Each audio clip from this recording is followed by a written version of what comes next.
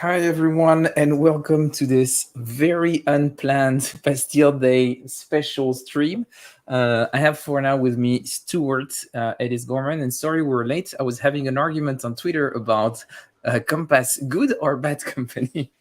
So that was, that took me for a bit. I would like to your opinion, Edis, Stuart. Tell me when I put on my Phrygian hat.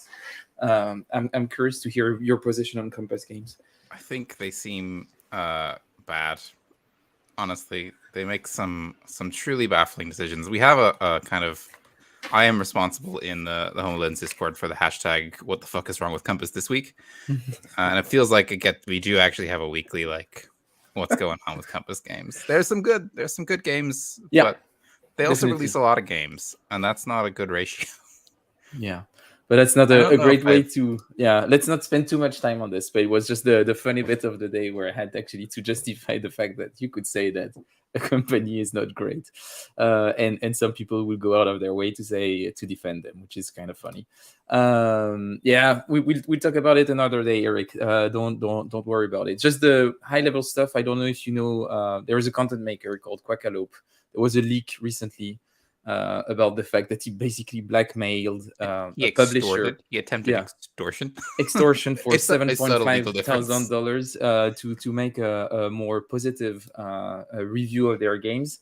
And so Compass Game notoriously doesn't support wargaming content creators at all. So they don't want to give copy. They don't acknowledge you. They absolutely don't give a fuck.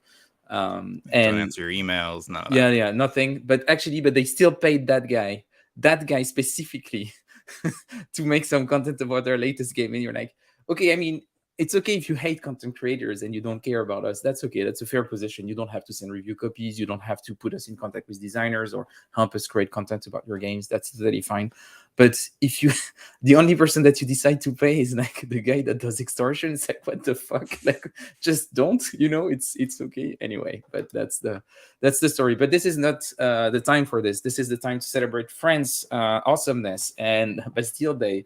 And I've been promising for quite a while that I would answer some of your questions that I got from when we got 5K subscribers, which we got earlier this year.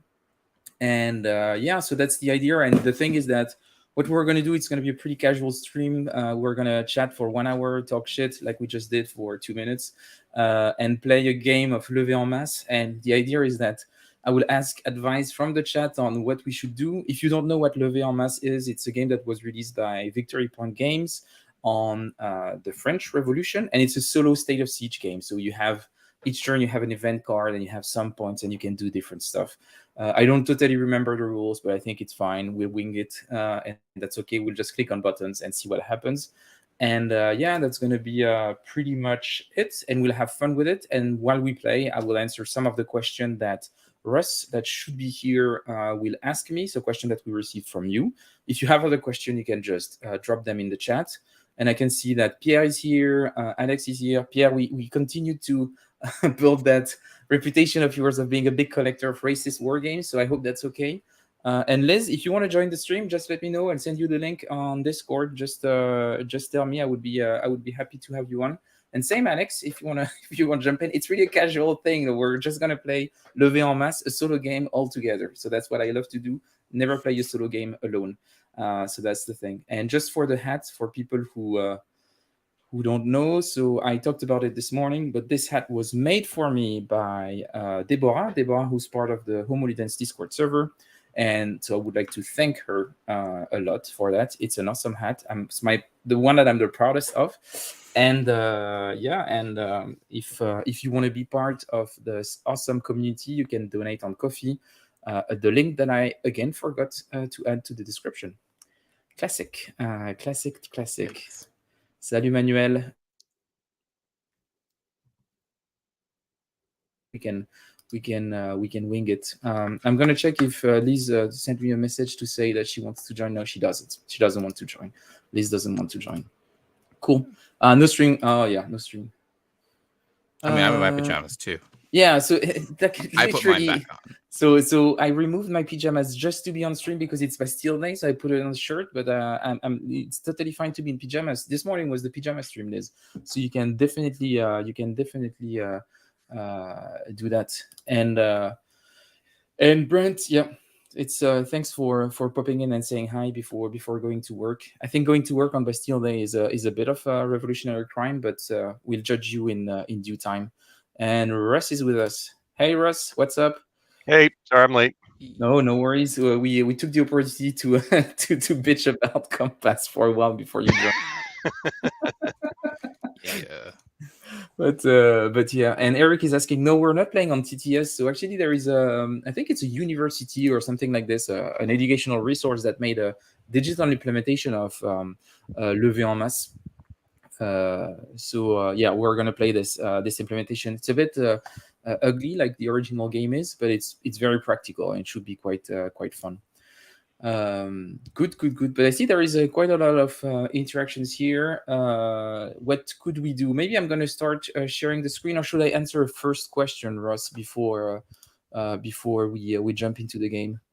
Oh yeah, let me get questions up. Yeah, here. I gave, so what I did, so the plan was I gave the question to Russ because I thought that Russ was the calm and reasonable guy that could potentially keep us on on track. And I said to Stuart, then you'll have all the time you need to actually be mean to me, which I think is Stuart's favorite hobby, something like this. It's good. It's one of my favorites. Yeah. Okay, so without further ado, I think this is a good first question. How do you see the channel changing in the next 2 years? Yeah, that's the big question. So the thing that I wanted to do originally, and I think that's going to be probably the red thread for the future of the channel, and that's something that I announced, I think, in the last unboxing of the Christmas presents, I think last year, is that it was really important for me to go towards more collaboration and being the channel Homolidens not being that much about myself, but having a lot more other faces and other people on the channel. And I think that's something that has already happened for the first 6 months of this year quite consistently. And I think for the next 2 years, that's what I want to do. Just increase the level of collaboration and see myself more of more someone who animates the community that is around Homolidens rather than just being a solo content creator, which is an experience that I don't necessarily like. And I think like a good example of that, and Stuart is here, so that's a really good example, is that We Intend to Move On Your Works, which is just a dedicated podcast series where I even just partially animate it because some of it is also animated by Alexandre Fontaine-Rousseau. So I'm not even the first, I'm not even the only presenter for it, and it's mostly driven by Stuart and Pierre. So this is the kind of stuff that we do. I expect to do a lot more stuff with Liz from Beyond Solitaire also in the future. You might have seen me appear on her show in I think a few weeks back when we talked about Homolidens, and I think that's more stuff that you could expect, having Liz on the show, me being there, and just doing more stuff in that regard. So more collaboration, doing different things, and potentially also expand more significantly outside of war games and more into historical gaming, which is also something that we've been doing a bit. So yeah, I think that's the general direction for the next 2 years. I must say this hat is actually extremely hot. It's it's really, like I'm starting to really feel the heat. And Eric is asking you a question, Russ. He wants to know if you designed a postcard game recently. And I must say your first design was quite something. I'm really looking forward to see the art rework by Niels, because and I want to play it again. I can tell you I want to play it again. So yeah, yes, I did. It's a little postcard game, the Hissy Cat Studio postcards from the front, game jam, and it was a game on the 1527 sack of Rome, the Swiss Guard and their defense of the Vatican, and 147 Swiss Guard were killed basically. So Pope Clement VII could escape, from getting captured from the entire city falling, essentially. And there's this really cool escape track in it, which is really fun. And it's a very tight, like the activation system is really cool. It's a very tight game. So yeah, I definitely recommend trying it out. And you're working with Niels on making a beautified art version, right? Yes, I am. He's got kind of his first pass, kind of conceptual, and I think we're discussing some of the changes we want to make in terms of kind of how we want to focus the game flow and everything. So I'm super excited to be working with Nils. Definitely one of my favorite artists in the hobby, and it's blows my mind to get that kind of treatment right out of the gate. Is really awesome. Very nice message. I've lost at least one game to everyone on screen. Yes.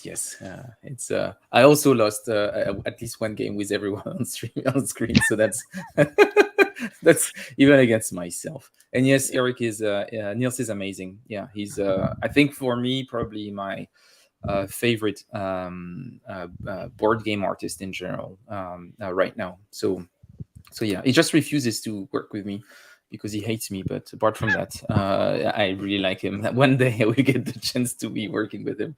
Dagger right in Donald's heart right there. Ooh. Yeah, but no, I hate Donald. Donald is as is your right. He's from Cork and therefore not to be trusted. Yes, exactly. I'm gonna hide the tab bar. Okay, so here it is. So this is what it looks like. I don't know if any of you, Russ Stewart, you've played State of Siege games? Yeah, I played Malta Besieged, the reprint from Worthington. Yep, okay. Me too. I thought it was all right. Yeah. I think all right is a good way to talk about the State of Siege. It's not great games, but they're all right and it just flows well. But for me, it's like the only level of solo play that I can do. And there is actually one in the series that I think is actually quite great, though, and that's the one on the English Civil War. I don't remember the title of it. What's the name of it? Cruel Necessity. Cruel Necessity. Yep. Yeah, Cruel Necessity. Did that just get reprinted? Is that the new Worthington? Worthington just I think it's the latest one that Worthington picked up from VPG, and I think that's the one that is probably the best in the series. It has a lot of depth. It's really interesting. Not the Civil War one. The Civil War one, not this one. Yeah, you don't want the American Civil War one, no? No. Do you know what the name of the American Civil War one is? No. It's literally The Lost Cause. Oh, for fuck's sake, you're not serious. Oh my god. Oh, this is so bad. He's not joking.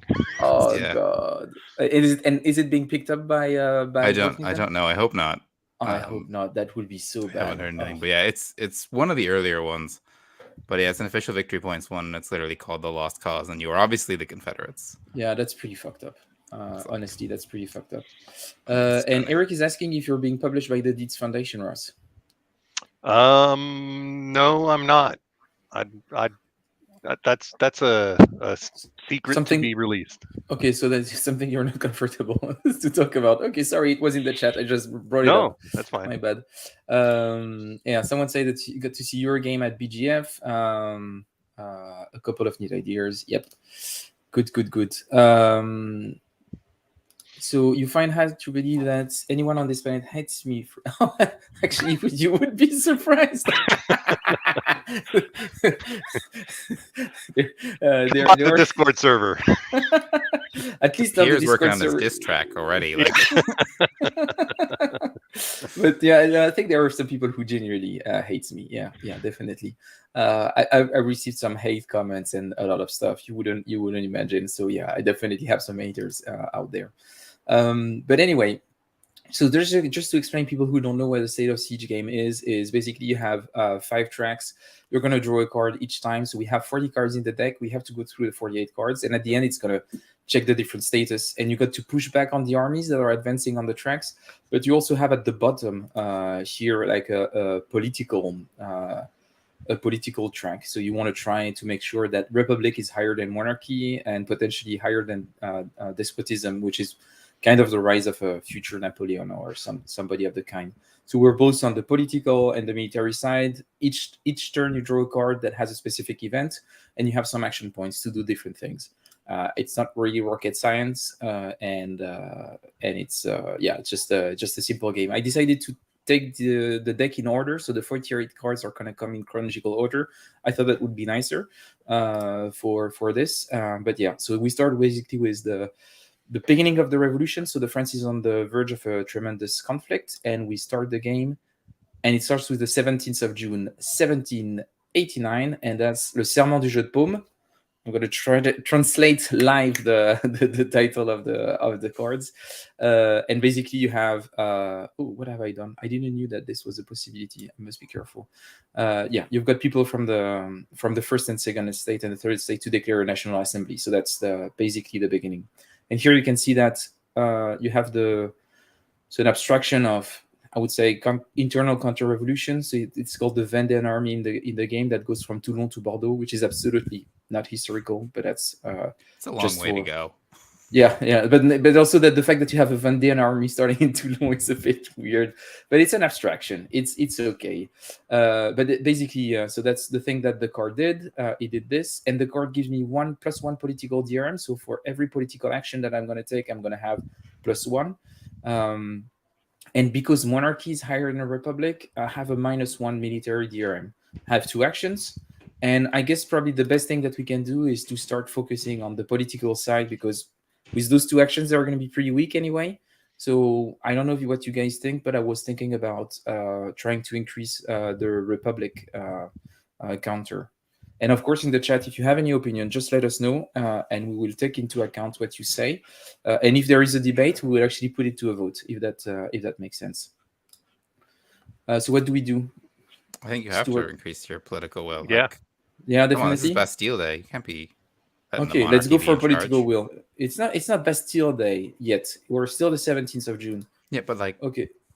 So we rolled a 6, so that means that we raise it by 1. Do I go for it again, or do I try to decrease monarchy instead? Do it again.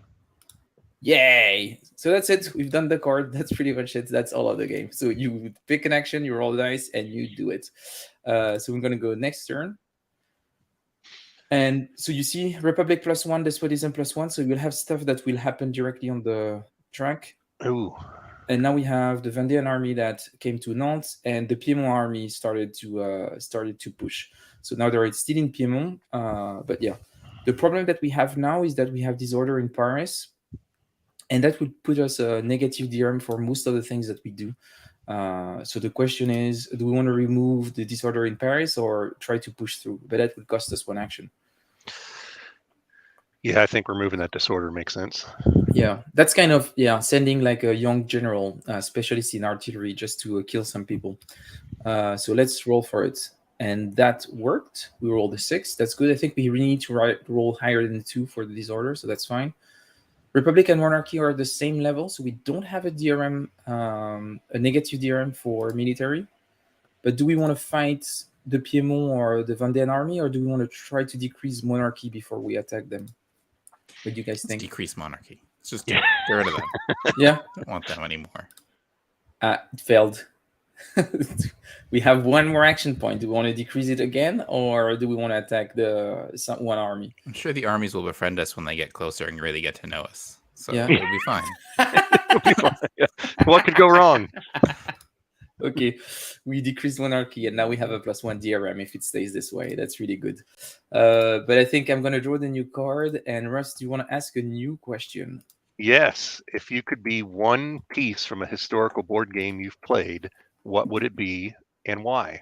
Oh God, that's an awful question. I don't know. I'm pretty sure I know who asked that question. I'm pretty sure that's Joe from What Does That Piece Do? Because he's obsessed with the pieces in games. I'm looking at the games that I have right now on the side. I don't know. Do you have any ideas? Russ, if someone asked you the question, what would you say? Aren't you just going to pick Napoleon? No, I'm not. Definitely not. Who's that Prussian general you love so much? No, I will not either. Oh, I know. I would be the fat Domash. Domash in Nevsky, the one who's always carrying a lot of things and struggling through the plains in Nevsky. I would be fat Domash. That's who I would want to be, because I think he has a great life. He's just really slow, always laden. Always late for the battle, but always full of food, happy, having a good time, good supply lines. I would be fat Domash. I think that would be my answer. Who would you be, Stuart? Who would I be? Ooh, hard questions. Any war game? I would be Robin Hood. You would be Robin Hood, from Sherwood. Yeah, the Robin Hood piece from Sherwood. Wait a minute. I'm going to show the box because I don't know that people know that we're talking about.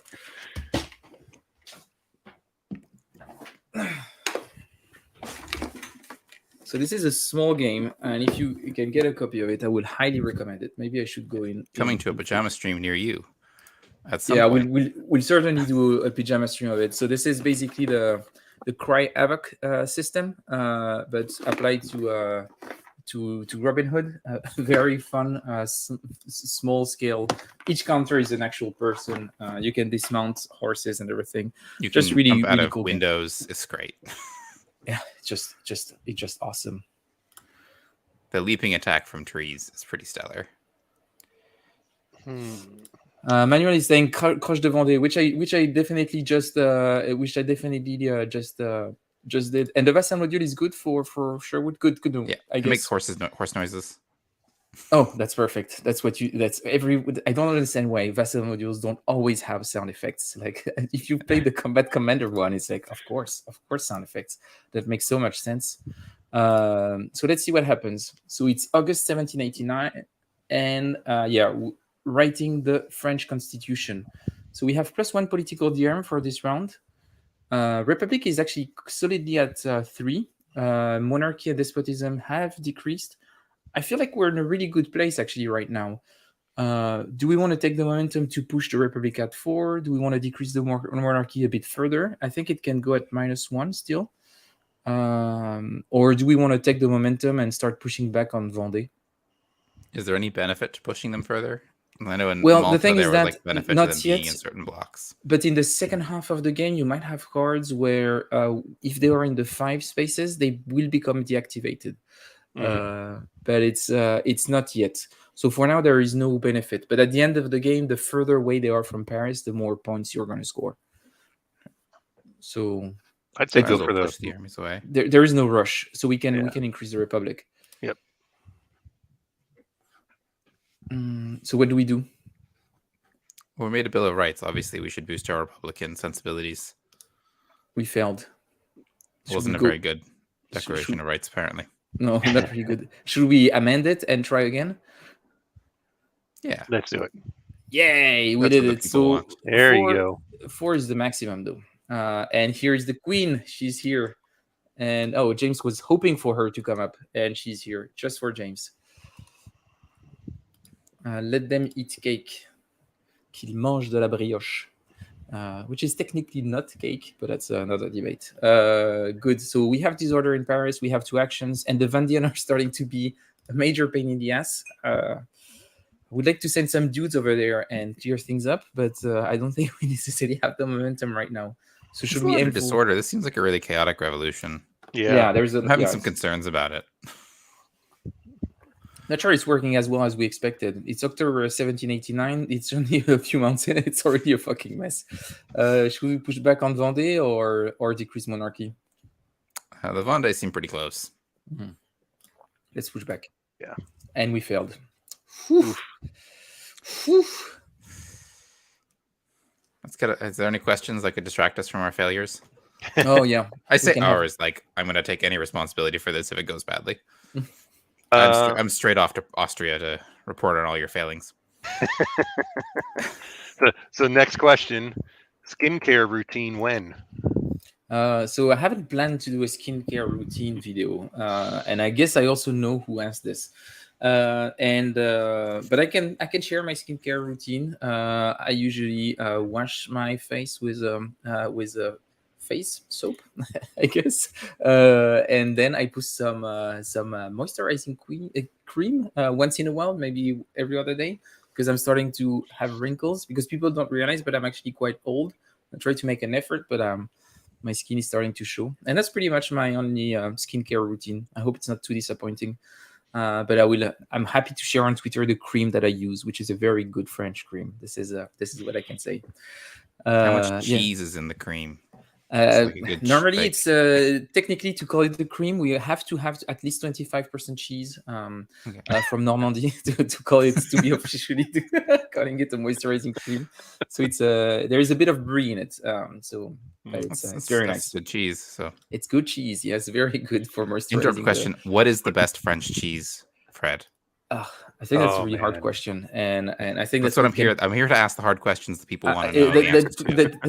that could put me in some that could give me some issues. So I will not answer to that question. It's too. I think it's too Port problematic. Salut. Am I wrong? No, it's not Porcelain. That would be a big mistake. Anyway, the Pope is being a bit of a dick. So we have a -1 military DRM. The Vendée army is literally in Versailles. What do we want to do? We can wait. Even if they push into Paris, we can still push back. We have a turn to push back the round that they were coming in. But it's a bit of a bet. So we have -1/+1 DRM, meaning that it cancels each other off. So we have a 50% chance of pushing them away. We have to take So- Versailles back. Everyone loves Versailles. Yeah, we got to push them back. Nothing bad Yes. has ever happened there. Definitely not. We failed. Do we want to try again? Yeah. That's our entire tourism economy. Let's There we work go. on Okay, it. good. We succeeded. Do we want to push maybe back a bit on monarchy? We don't have any negative DRM on political stuff. Yeah. Oh, yeah. Yeah, let's do it. Good. That was Nice. also a success. It was the best of time. It was the worst of time. So we are now in 1781. Oh my God, those Vendéans are really annoying. What I'm saying is saying Epoisse. Epoisse is definitely more in the range of the stuff that I would be more into. Tête de Moine also quite nice. I have some and- mystery French cheeses in my fridge right now because Yeah. a friend visit from Paris and she just like So Go, Joe. went to the cheesemonger's, got cheese, got it like just vacuum sealed and flew it over, and it didn't tell us what it was, and we're like, cool, it's cheese. I've never had it before. the thing to know if it's good Not cheese, labeled, it's just wrapped. So like it shouldn't be labeled. It should be yeah, just so wrapped. it's just, like, it's just cheese. So that's good. It's the hard thing- cheese, but obviously because it's flying without refrigeration, it was like Oh, okay. fair enough. The thing that will make you know if it's a good cheese is once you start eating it, so you remove it from the vacuum seal, is as soon as you open the fridge door, everyone in the house knows that you opened the fridge door. This means that you have good cheese. Like it's One of them when was say, it was powerful when you open the vacuum seal because that like obviously blocks it, and it's like, oh, this is French. but that's usually The other one isn't as strong. The other one's strong-ish, but you kind of need to be near it. But that one is like the whole fridge smelled like cheese for a while. Okay, that was a good cheese then. So that was Yeah, I've been a bit of a dictator. I've been taking some actions myself on without consulting we've you been guys. discussing cheese. I think that's okay. The important committee has to settle on the national cheese. Yes, One of we the- should one of have the a national important key cheese points. committee. So, do we have another question, Russ? We do. Why no video game coverage?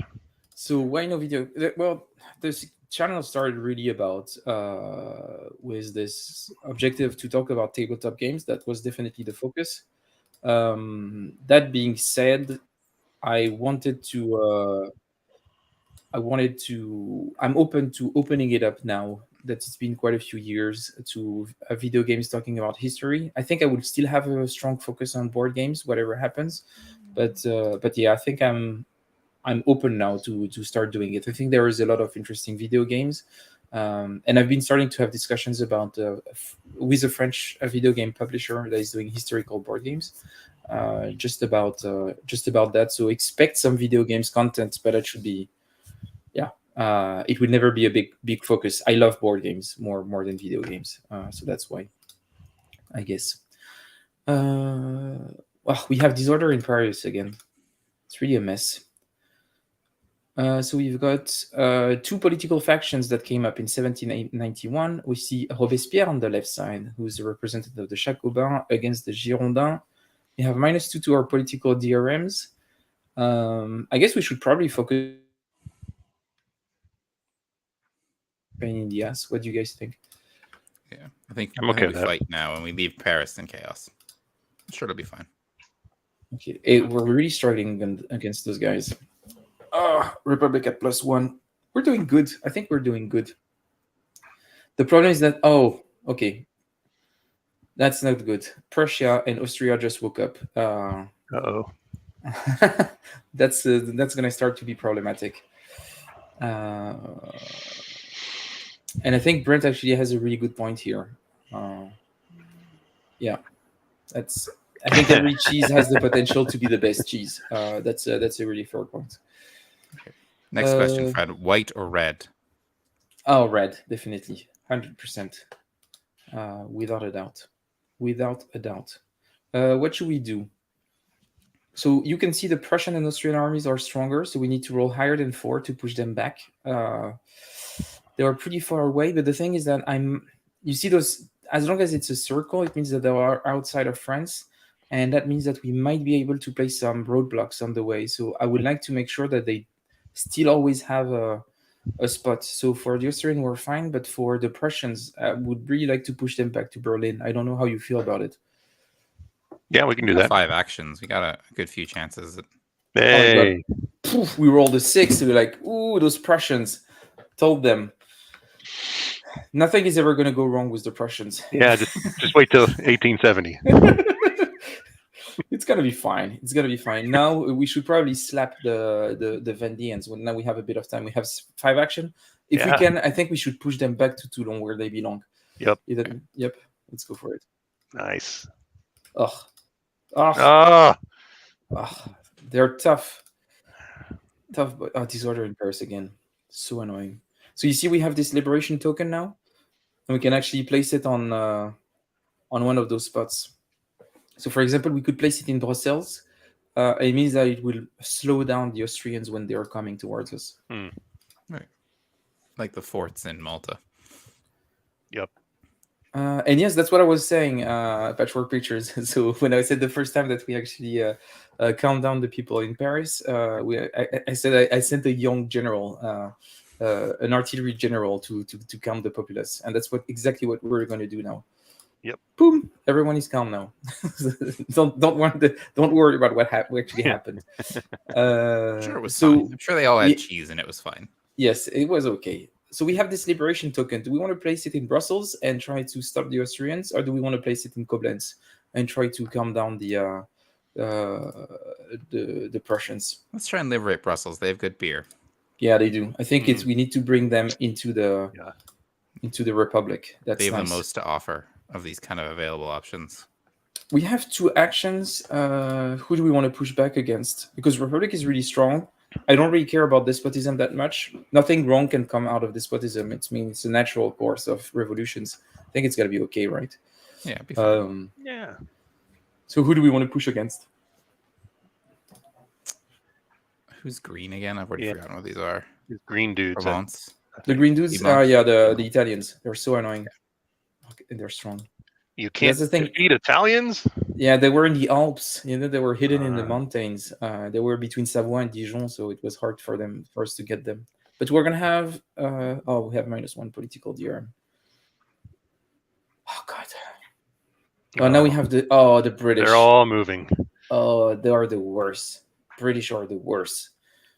Now they're at sea. They're really hard to push back when they're at sea. So I guess we should wait for them to land in Dunkirk, because as soon as they touch the French soil, they become super bad, which is totally normal. It's pretty classic, yeah. Pretty classic. Should we push back on those Italians? Because now they're actually pretty close to Paris. Yes, I think that would be good. And I think that would make me pretty sad to lose to the Italians. No offense, Ricardo, if you're watching us, but yeah, I don't. It's always a little embarrassing, yeah. Good. We still have 2 action points. What do we want to do with those? Push back on the Vendéans again? Yeah, those guys, I don't like them. They're really strong, though. They're just holding Nantes. Are they strong? Or are you not sufficiently revolutionary? Yeah. Are you a sympathizer? Roll better, Fred. Roll better. Yeah, and try to roll better. I'm clicking, like really doing the click, that you taught me about, like just the spin in the click, just not working. That's so. Just Brand, to be clear, I didn't leave France for England. I left France for Denmark, and then I left Denmark for England. So France here, then England, then Denmark, or then Denmark, then England. Something like this. I don't know. Oh, man. It's like maybe. Anyway, do we have another question, Russ? Yes. Worst English county. This is very, very deep. Who are you? It really depends what you mean by that. But you know what they mean by that? Who am I? I'm just a guy who's making stupid videos on YouTube. That's who I am. And I'm a French guy living in London, as we've proved recently. Oh god, they're taking Brussels.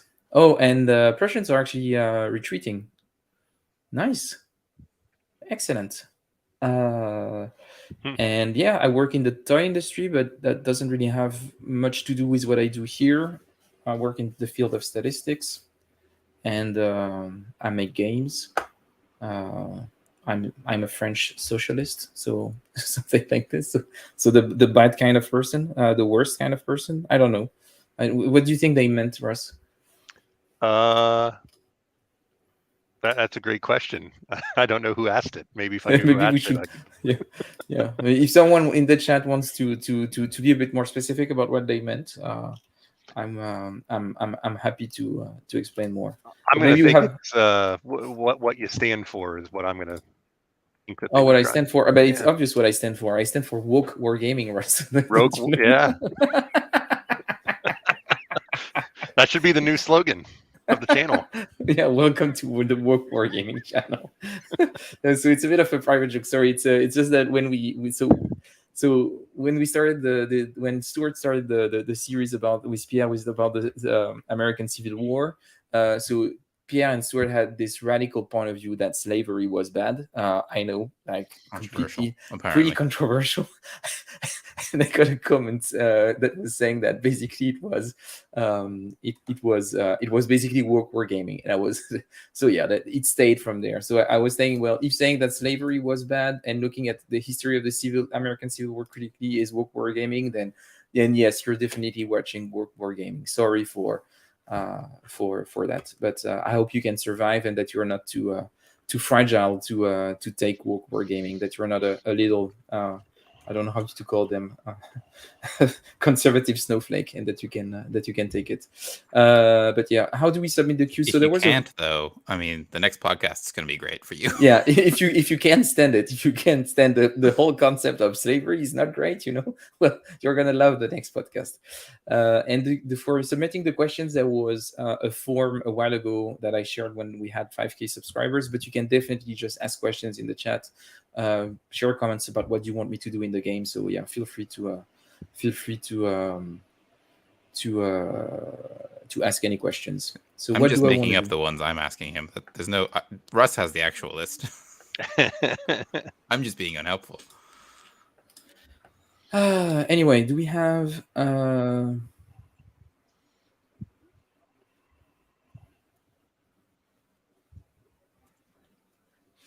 How do you feel about spritz, Fred? I don't feel anything. I'm not really a subtle man when it comes to alcohol. I like beer, I like pastis, and I would drink wine when I'm given wine, but I don't know much about wine, if I'm being honest. It's just that it's part of the things that you drink. I would recognize good wine when I drink good wine, but I wouldn't be able to choose any. And actually, Gary, to your point, I would say probably the far last presidential elections have been pretty bad for us. I mean, even the one that was supposed to be socialist, yeah, well, turns out, yes, it's like a free market socialist or not socialist. Who would expect? But yeah, so yeah, socialism in France is not really what it used to, for sure. Yeah, pastis is the best drink. I think I should probably get myself a glass of pastis at some point. Okay, so what do? We have 3 positions. We have a -1 military DRM, but I think on the military side we're doing fine, except for Austria, who's pushing through.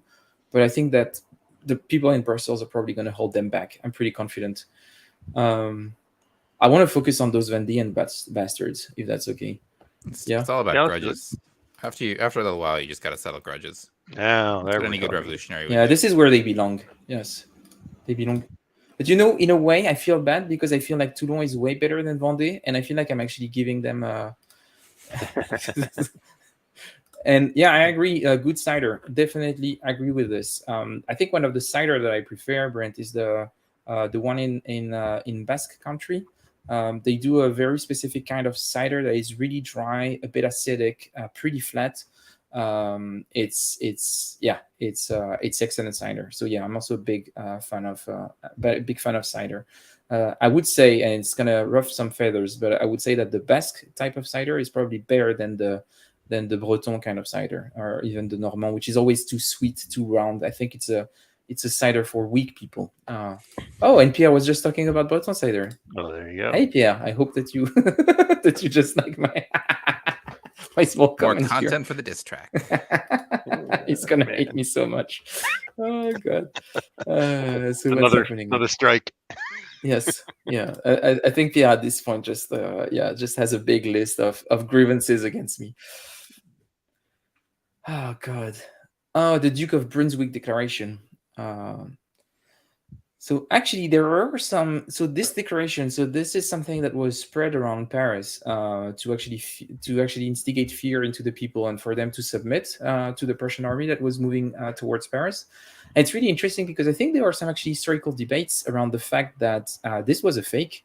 There was not an official Brunswick declaration. It's actually royalists that potentially tried to do a communication coup that completely backfired. They thought, oh, we were going to scare people by making up that fake declaration of Brunswick saying that he was going to massacre the population and stuff and stuff like that. And they thought it would calm the population. It actually drove them nuts and make them super aggressive and actually galvanize them to push back. So it was actually the biggest political communication fail of history, or French history at least. And I think that's probably what we should do, feel galvanized. And we actually have a +1 military DRM against Prussia to symbolize that. Should we go for it? That's going to be a +2 DRM. We have good shots. Oh my god. Finally. I'm really doubting the loyalty of this commander we have. Yeah, I think I'm going to push again. Get out the guillotine. Oh, my wife is here. She's looking at me as if I'm a bit insane. What's up? Because I'm making comments about history. Tu pourrais me faire un pastis, tu penses? Trop bien. Sorry. Okay, I kept pushing on Prussia. Cool. So yeah. Anyway, you can still add some question in the chat. So I have a really good question here. Do you ever still feel embarrassed, or did you ever nervous, embarrassed, anxious when putting yourself out there in content creation? Yes, definitely. It's better now, I would say. I would say better now than ever before. And I think the thing that changed that quite a bit is probably the fact that we have our Discord community. In a way, I have the feeling that I have a very closer relationship to a specific part of the audience, and I like that part of my audience, and I feel like in a way I'm doing more content for people on the Discord, or stuff that I want to do that we talk about all together, something that we share, and I think that makes me feel more confident in what I'm pushing through. I've been struggling a lot with this, definitely. I'm not gonna lie, it has been really hard. But I feel like I'm in a good place with this right now. I still sometimes feel nervous. There are some content that I'm embarrassed about, but it's going way better.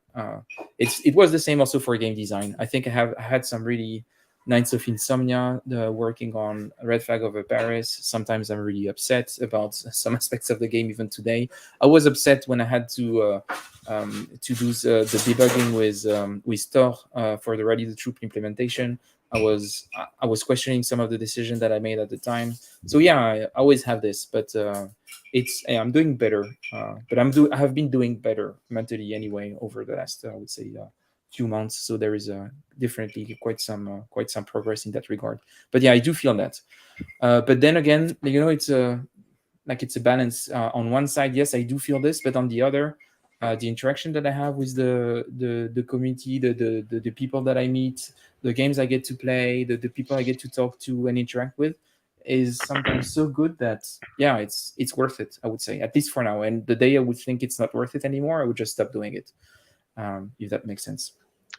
So I have a good follow-up to that, Fred. Yep. Oh, give me a sec. I'm just getting my pastis. My wife made one for me. I'll be. Oh. Merci, Julia. Oh, I'm back. Okay. So here you go. Do you see yourself first as a game designer that happens to make content, or as a content creator that happens to design games, or perhaps neither? I would say neither. I see myself as a player. So I think I'm a player first. And this is what drove me to do everything that I do today. I love the games. That's the thing. I love playing them. I love discovering them. I love talking about them. I love thinking about them. I love meeting people through them. So I'm a player first. The reason I made a game on the Paris Commune is because I wanted to play a game on the Paris Commune. That was my main motivation. And the reason I talk about games is because I want more people to play the games that I love. So I'm a player first. I just want to play with more people, more diverse people, as many people as I can. I want the hobby to be lively and everything, just because I love the games and I want to be able to play them with a lot of people. But I'm a player first. Yeah, definitely. If that How do makes you sense. address accusations that I've seen on various YouTube threads that suggest that you are trying to cancel games and have us not play games anymore? This is true. This is true. This is the big conspiracy. I'm working for big wargaming. I'm actually being paid by big wargame companies. I would say you should look at Donald's video. He has very extended video essays of 6 hours showing how I'm actually part of the big wargaming masonry, trying to cancel some games that say dark truth. So so yeah, that's all those are true. There is nothing I can do to defend myself. It's just plain true. A established order in Paris. I pushed back, and you see, they God, look at what they did to Brussels. Should we put the liberate Brussels again against those filthy new Austrians? Brussels. Yeah, the beer is back, guys. The beer is Apparently, back. our leader doesn't drink wine, so we think we have to liberate the beer area. Yeah. What are you going to do? Drink French beer? Ooh. Oh no, that would be awful. We're doing better, I would say. We're doing better, but there is no debate that Belgian beer is just the best beer in the world. There is more diversity. There is a longer history, like a better craft, and there is, even when you're thinking about not necessarily traditional beer, but even young brewers and everything, like the beer scene in Belgium is just better than anywhere else in the world. I know that in the US you make a lot of beers and everything, and you're really proud of what you do, but I don't think that you're really serious. I think that what you like is hops, and you put just a shitload of hops everywhere. It does make, and you make hop soups that are sparkling, and you're like, oh, we make a lot of beer. Look at all my hops, and it's like, no, it's not sustainable. Like your hops come, like there are strains that are completely inefficient and everything. You don't really think about the yeast that much. It's I don't know. It's like you make cool stuff overall, but it's a bit messy. Whereas when you go into Belgium, solid beers. Yeah, I'm over the hops personally. Yeah, but that's good. But I think that's also something that comes with. I think at first when you discover craft beer, you're like all into hops because it's the thing that is easily distinguishable, and you really get into it, and it's like a new world that you discover. But as soon as you start to really get more in depth, you realize that actually the hoppiness is only a small element of how you shape the character of a beer, and like maybe the most important part is the way the yeast interacts with the grain. And yeah, but I'm not gonna go on I'm gonna go on a whole tangent about the beer making process. Stop me. You need to stop me. Let you dig your own grave here. I think the place that America's been really exciting for booze has been in bourbon recently. There's a lot of really good bourbon coming out. There are a lot of micro distilleries. Yeah. A real change from just being like Jack, like 30 years ago or whatever. Like there's a lot of great bourbons in America right now.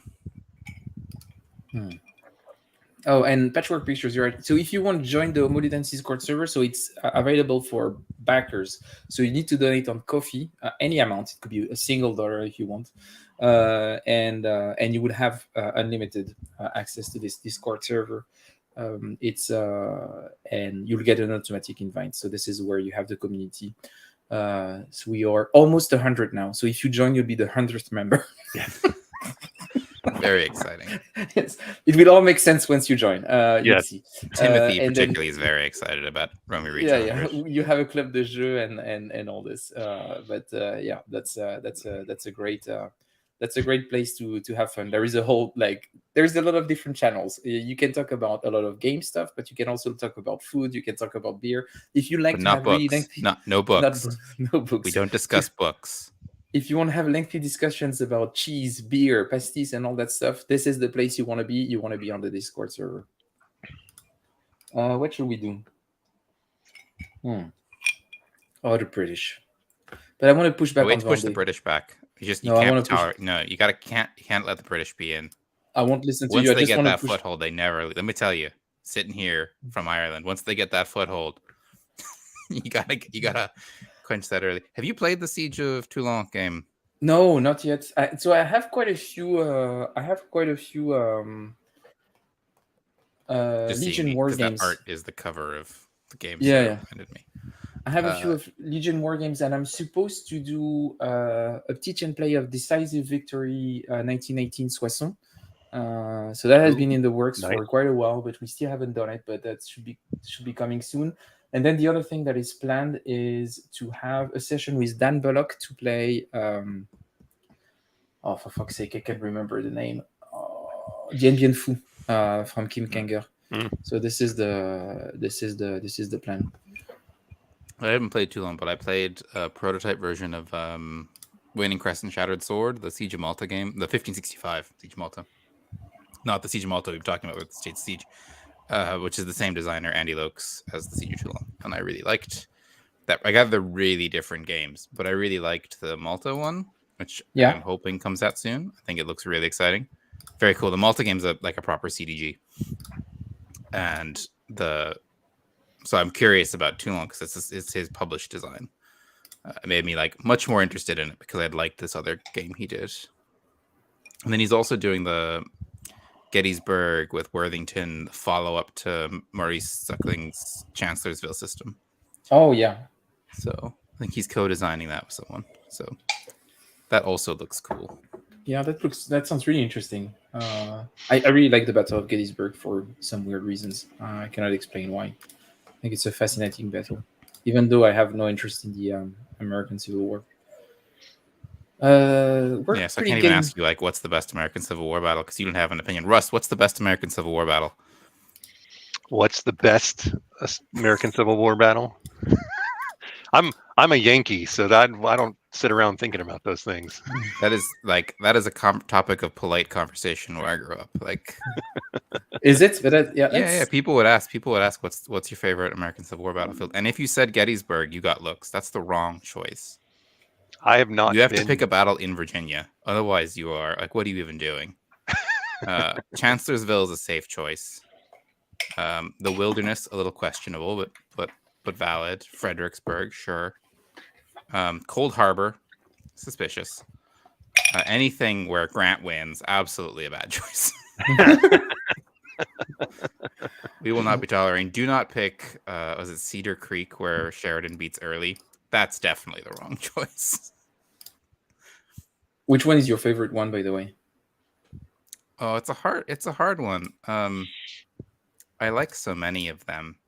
I really like Sheridan's Valley campaign a lot, which is not a specific battle. Although I do like Cedar Creek, I think is the battle start. There's this thing in like where all the battles happen at the same place in American Civil War, so they start running out of names because you can so like there's a Cedar Creek and a Cedar Run and a Cedar Hill battle. But that's an interesting battle because Jubal Early attacks Sheridan's army while Sheridan went to Washington to report. It's in northern Virginia, up in the valley, and basically Early wins the battle at like 10 a.m. and begins looting the Union camp. But 10 a.m. is actually too early to win a battle. So Sheridan comes back, he's actually back already, eating his breakfast, gets out from his breakfast, rallies his entire army and counterattacks and annihilates Early's entire army. Because it turns out there was still like 8 more hours of fighting to be had on that day, and it was too soon to break ranks and loot. Nice.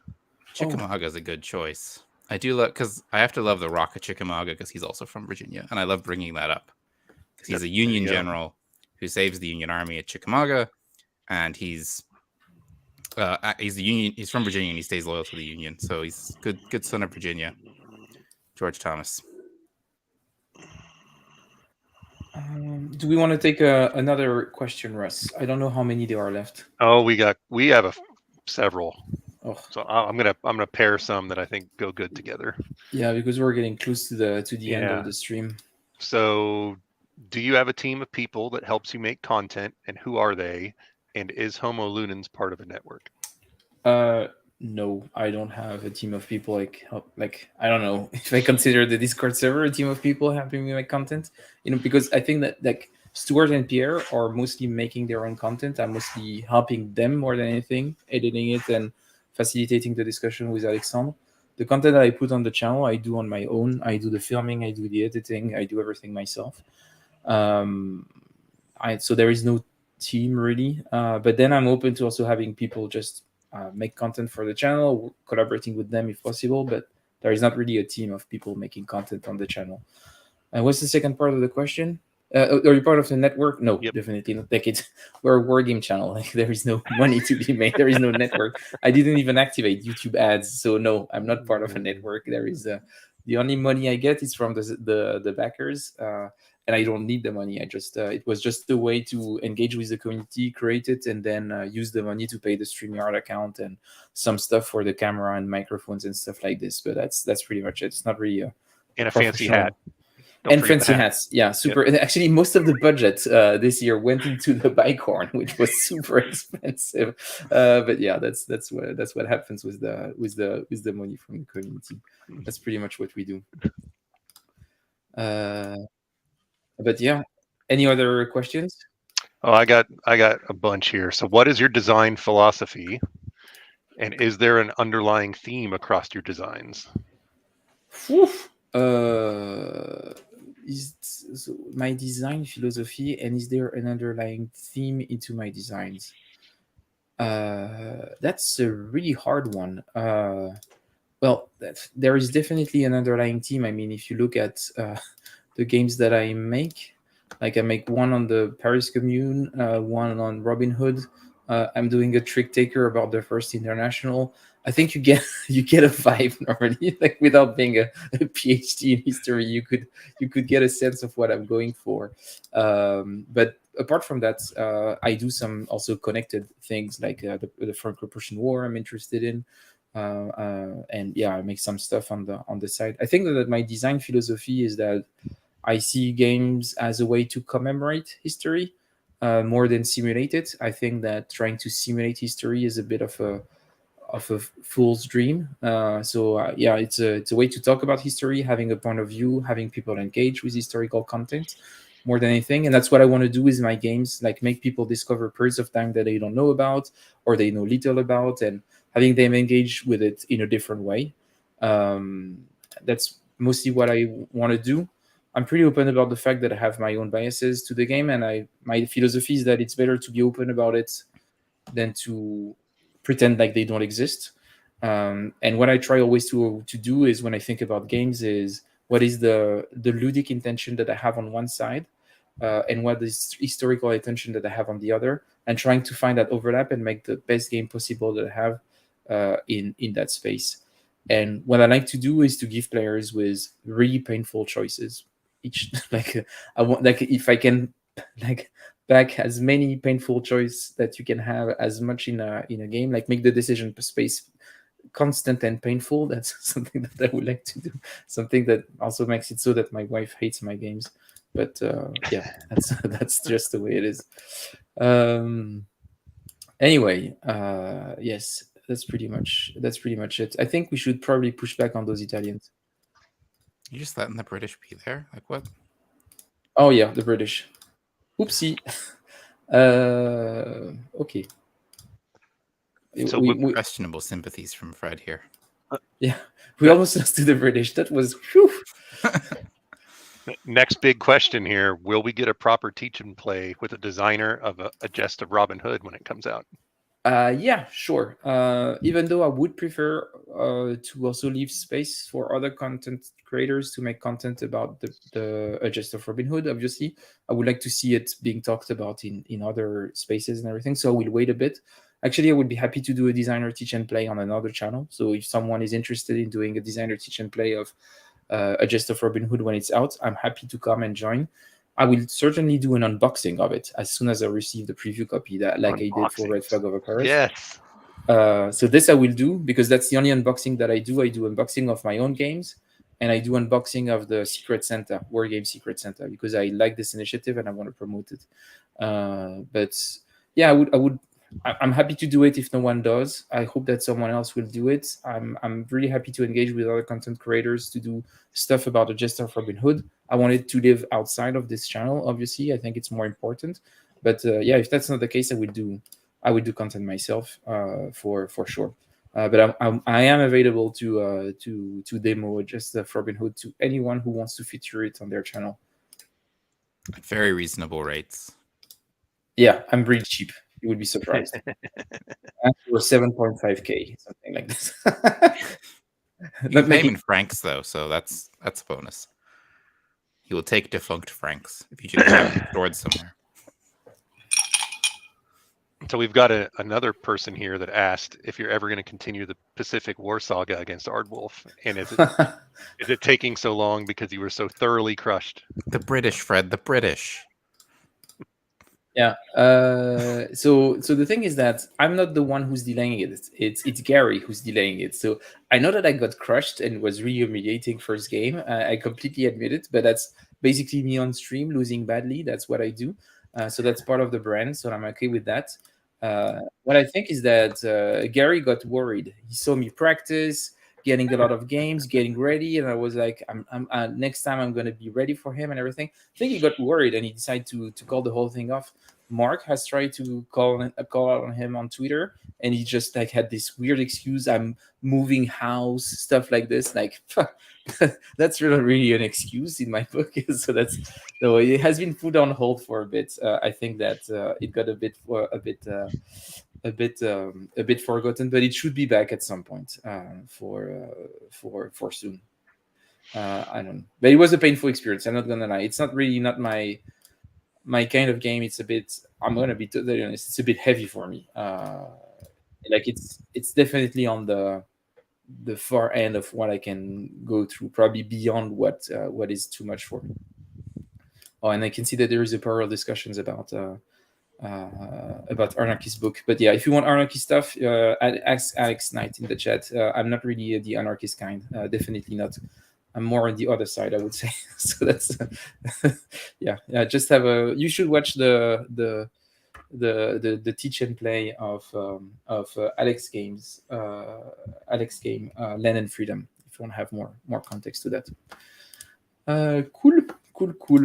I think we're about to. It's not going well, and we need to lose anyway. So I'm probably gonna sabotage the Republic. Oh, I knew you would. Yeah, that's the way it is, and I'm going to lose to the British just to make Joe happy and make him regret that he was not on the stream because he had a life and something like this. Anyway, I'm going to answer maybe the last few questions. I have a question here from here. Patchwork Pictures. Why not make a train game that starts in Zurich and ends in St. Petersburg in 1917? Yes, that sounds like a really good game. Actually, I think it's a really interesting topic. That what you're referring here, the travel of Lenin from like going through Prussia to Russia. So it's something that has been used by a lot of early anti-Soviet propaganda, and I think it would be really interesting to address the myth behind it. What does it mean? What really happened? I think it's actually an interesting topic beyond the joke. But that being said, I really like train games. I don't know them as much as I know war games for sure, but I've been exploring them quite a bit, and I've had this dream of making a game about the nationalization of the railway in France. And just as a joke, calling it 18 SNCF. But I'm not sure I will do that. But I do love train games. I love Amabel Holland's train games.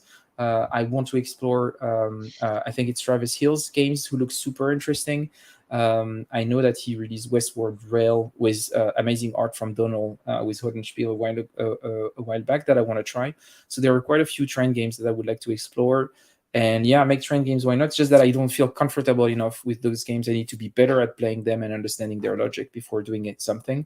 And I will never do an 18xx game because those games are too intelligent for me, or tapping into a part of my brain that doesn't exist, which is apparently accounting. So that's what I can do. Definitely not. Yeah, I don't know. Got about 9 more here. 9 more questions? You're serious? Yep. Yeah, let's do it. Lightning round. Lightning round. Your head, Fred. What? Yeah, go ahead. Lightning round, and we end the stream before the British win. What was the biggest lesson learned from your time designing Red Flag Over Paris? Knowing how to handle criticism, because the thing is that at first when I was working on Red Flag Over Paris, every criticism I thought was the absolute truth and put into question even the very idea of doing a design on this topic. So understanding how to handle criticism, taking them in not too critically, and like be kind to myself and see, okay, what's the value in that criticism? How can I use it to do something good out of it? Like going through a process and not having sleepless nights and stuff like this. Like I really struggled originally because I was taking it too directly. I was not really, and I always agreed with everyone. Like each time I saw someone said a criticism, say, you're right, it's really bad, and I was making it worse than what it was, rather than sometimes pushing back or defending my position, and also seeing the value in the criticism. So taking it and using it in a positive way was the thing that I learned, I would say, on Red Flag Over Paris. I also really better understood how games are made, which is not something that is obvious when you only play them. Understanding what's the craft of making a game, what's the process, how does it work, what are the different jobs involved, the different kinds of skills that you need. So I would say those are the things. And and also learn to trust myself a bit more. That's also one of the things that I learned while making this. And also learn to let some ideas go. I think it's really important in game design to feel free to let an idea die, but also pick them up back again if you think that, like being very open with what you drop and what you keep, and completely embrace the fact that a game is never finished. It's only published, which is, I think, a really good quote from, I think it's Volko who said that, but I think it's really rings true. So those are, I think, the few things that I learned from Red Flag, definitely. What games have you done a teach and play that you've played the most since recording a video? I need to look at what teach and plays we've done. Wait a minute.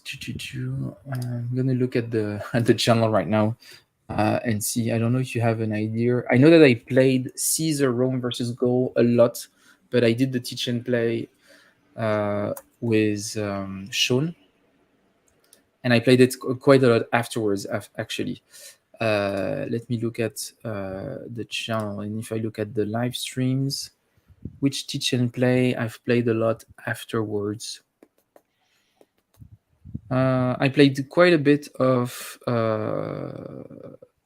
Wait a minute. So I played a lot of Flashpoint before doing the Flashpoint South China Sea, before doing the teach and play.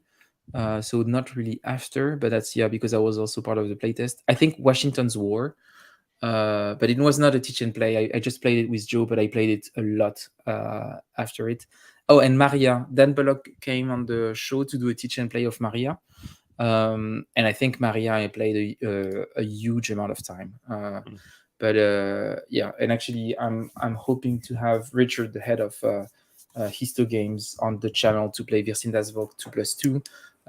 But I really love Maria, and I played it a lot. And I'm a bit frustrated because in this video we make quite a few rules mistakes. I think the video is still there because it's a nice game. We have a lot of fun. Most of the rules are okay. And it shows how the game flows, but it's probably the game that I played the most after the teach and play video. Okay. Someone asked here, you might have talked about it prior, but they would like to hear what development looks like for GMT, and if you see a gap with other publishers, how important is it and how could they improve it?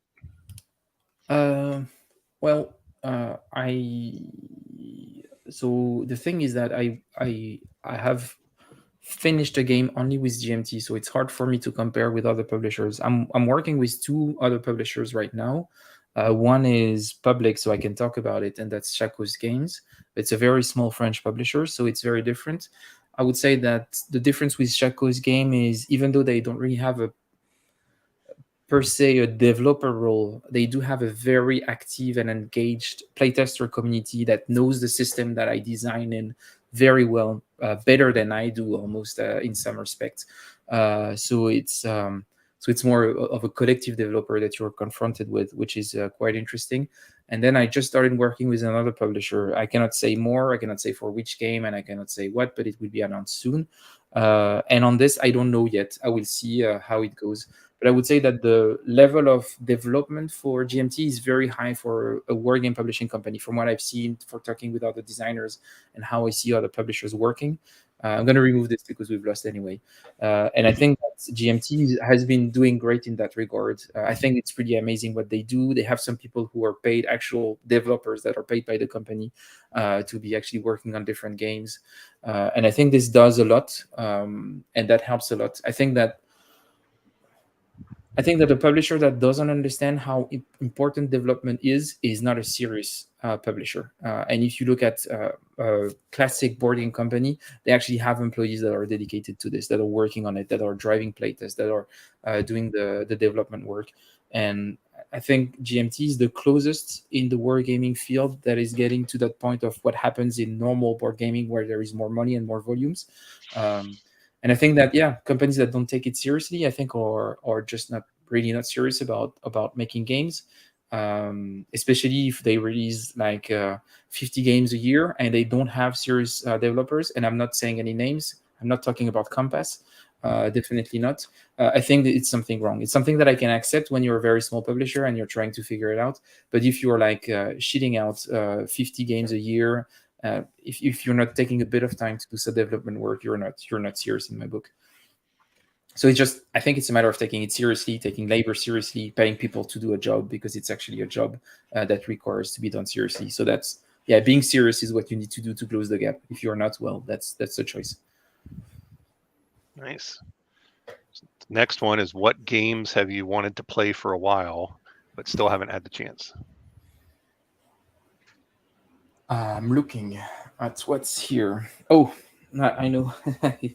It's just here. So just for my own pleasure, it's not for the channel, for anything. It's just something that I want to play, and that's Shifting Sands by MMP. That's a game by Mike Rinella. Mike Rinella is mostly known for his Area Impulse games, which I kind of like. I'm not a big fan of Area Impulse, but I think that Mike Rinella's games are pretty good. And this is a CDG about the North Africa campaign, World War II, and looks like a very streamlined CDG, and I'm super inspired by this. I love CDGs. That was my first step into the hobby. I still have a soft spot for them. I'm actually working with Brian Asklev Hansen, a friend designer of mine, on making a new series of operational CDGs. And I wanted to play this for fun and for inspiration and to see what we could get out of it. And so it has been here for a while. It's the copy that Steven Ranganza sent me. So it was his copy and he sent it over. So thanks a lot to him for that. And this is the game that it's been here waiting for a while, and I'm just waiting for it to be played. That's the one. So someone has a question about, what theater, nation, region, issue would you like to see made into a board game? I would say more labor and social topics, like labor strikes and stuff like this. I think those are the things that I would like to see more done in conflict simulations, like bigger things in the labor movement and social stuff. I think a really good example of that was Votes for Women, like showing different perspective in what conflict means and all that. I think this is I don't have a specific thing, but I would just like people to surprise me with this.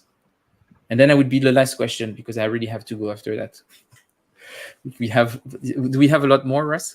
We have, I think, 2 more serious ones and then 2 more not so serious ones. Okay, so let's take maybe let's finish with a not too serious one. Not too serious one? Yeah.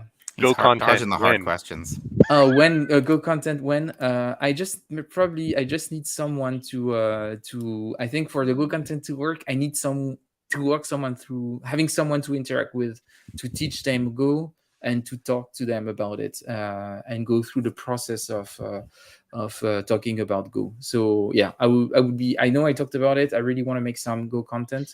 I know it's a bit weird for the channel, but it's like a game that has been following me most of my life, even though I'm really bad at it.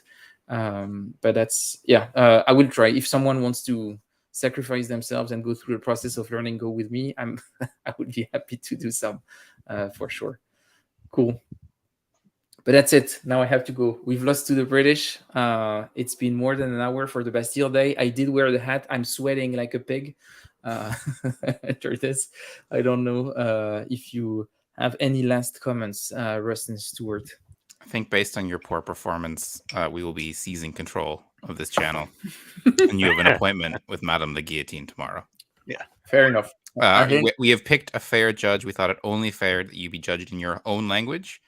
So we've got this man named Pierre who volunteered Well, to oversee the entire process. So I'm sure you'll get on great.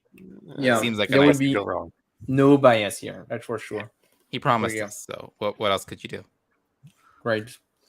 But happy 14 juillet to everyone. Go and take a Bastille near you if you can. Be open to be mean to companies that are that deserve it. That's fine. That's okay. And you should have fun with it. Thanks, Russ, for taking the time, asking the questions, and being here. Thanks, Stuart, for being mean and not supportive, which is so Stuart is always trying to attempt a coup. So that's something that we're probably going to talk about soon because it's even taking its own form. This obsession with taking over. So we'll see how that goes. It was really cool. And and Russ, always looking forward to have you on the show at some point for Teach and Play, but you'll be here for Masse at any cost, right? Yes. When did we say that was going to be? First Saturday of August, I think. Whatever that is, the 3rd, 4th, something like that. It will be I think the first time we play the blind sword system. Expect more on that. Stuart and I were working on some stuff. So it will be here.